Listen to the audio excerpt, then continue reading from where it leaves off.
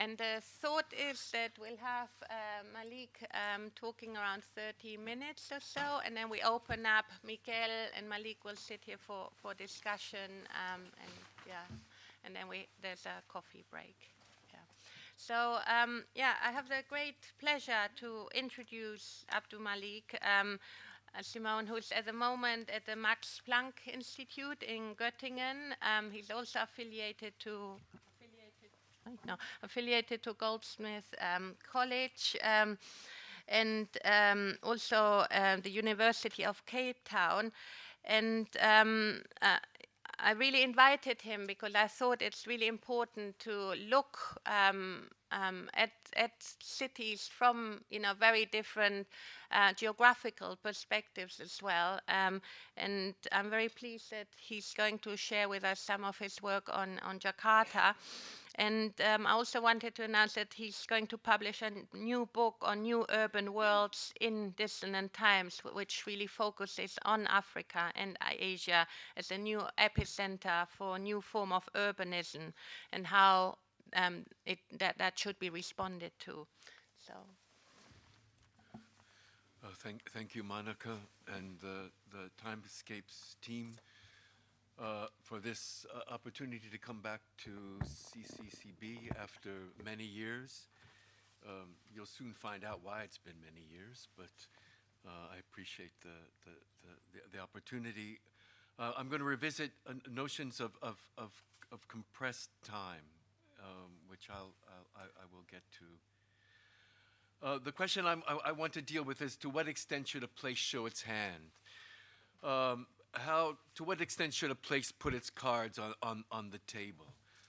And what hands should it show? And in a time of an obligation for us to say who we are and what we want and the many ways we are related to the world, is it somehow possible to detach from this obligation? Is it possible to shut up? Or is it possible to detach ourselves from always the need to say something about how we are related to the world? All the different ways things could be related. I mean, so in some ways, I want to talk about Raval's elsewheres. I want to talk about places like Jakarta, about Bangkok, about Karachi, Mumbai, Lagos, Sao Paulo. I mean, the elsewheres of Raval that seem to show us what they showed us, and a lot of people paying attention, particularly within sort of the urban theoretical world. What they showed us was all the different ways that things could be related and about how urban life could be made out of those relations. Those were, in some sense, the lessons of what I call the sort of majority districts of the world, a sense of majority time.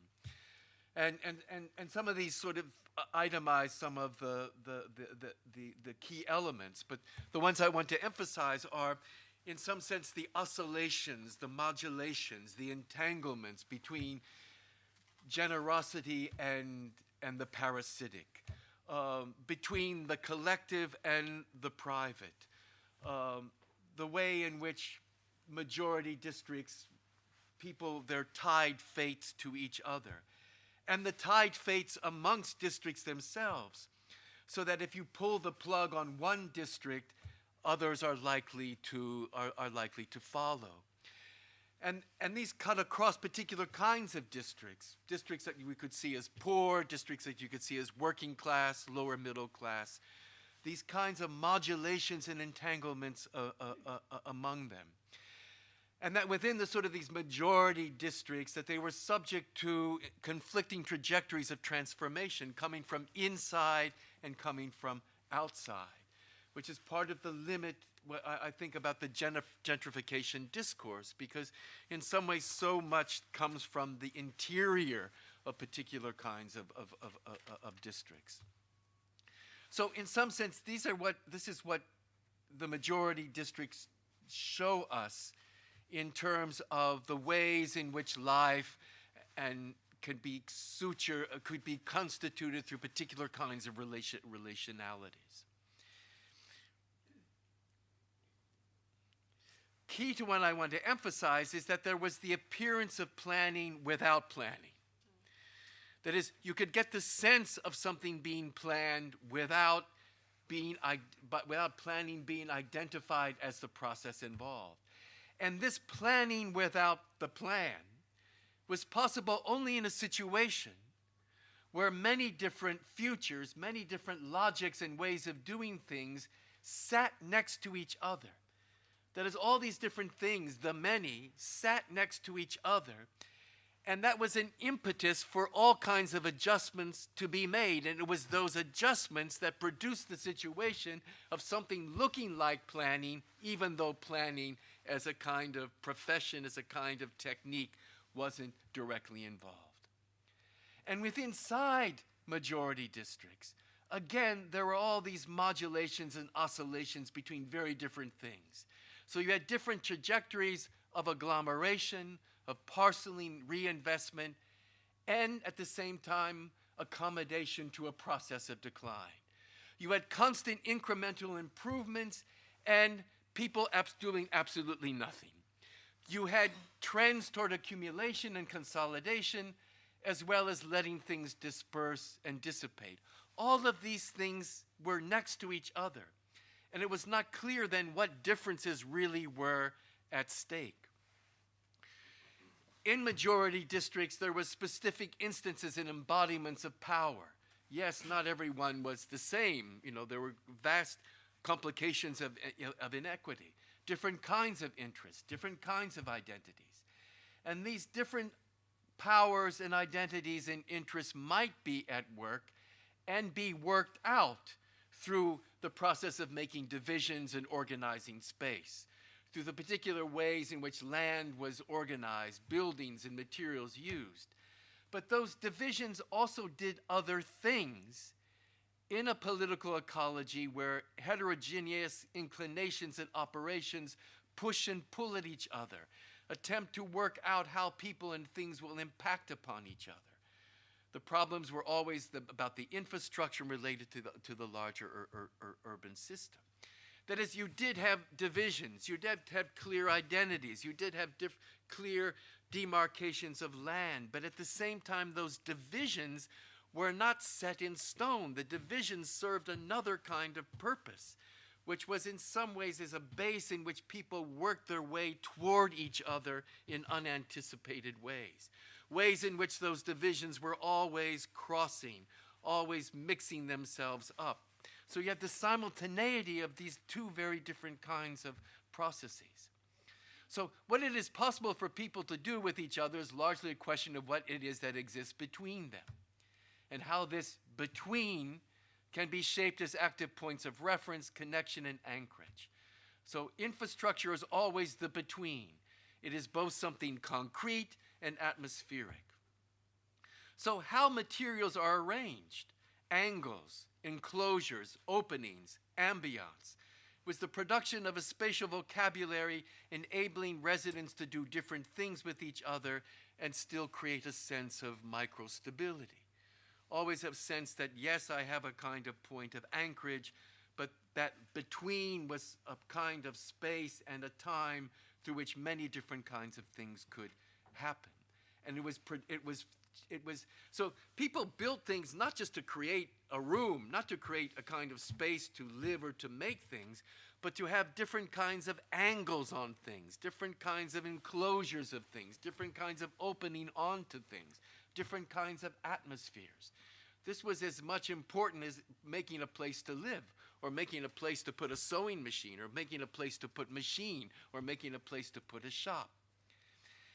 Majority districts also worked with a kind of ethics where residents accorded to each other the space to veer off into different directions in terms of what they did with their time or disposable income, or conduct small experiments in income accumulation or working with others. Doing all these things without the residents rushing to conclude that their actions had or would have dire implications for their own lives. To a certain extent, if we lived with each other near as neighbors, to a certain extent would let you go.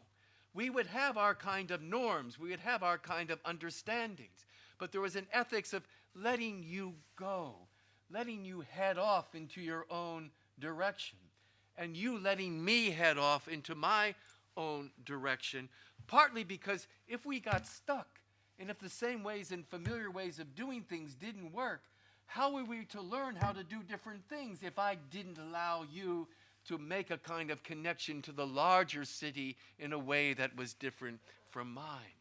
So there's this kind of ethics of a kind of indifference, to be indifferent to each other, not necessarily always having to account to each other and being responsible for each other.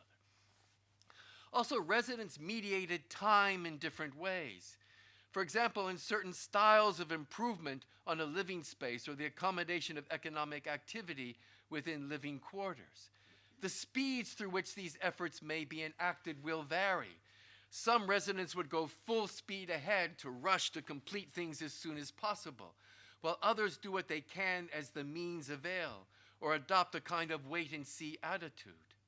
Even the pursuit of similar objectives, these temporal gaps, become both constraints and opportunities for various adjustments, improvisations, or opportunities for people to change their mind and reverse direction. Because actors do change their minds. They do set off in new directions, especially as these directions are suggested by changes in the surrounding city, and especially since certain opportunities are only time limited, as the surrounds continue to change all the time.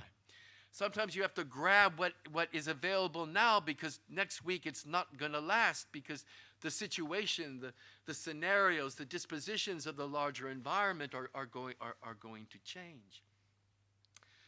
Also, within majority districts, there was limited opportunities to withdraw or hide the critical features that might define the appearance of any resident. So there was little need to make statements about the definition of things. Little need to always make statements about this is who I am, this is where I come from, this is what I need. Because in some ways there were limited opportunities people witnessed each other. There was little opportunities to hide. So there was little need to make statements about the definition of things, since everything appeared more or less in some kind of common view.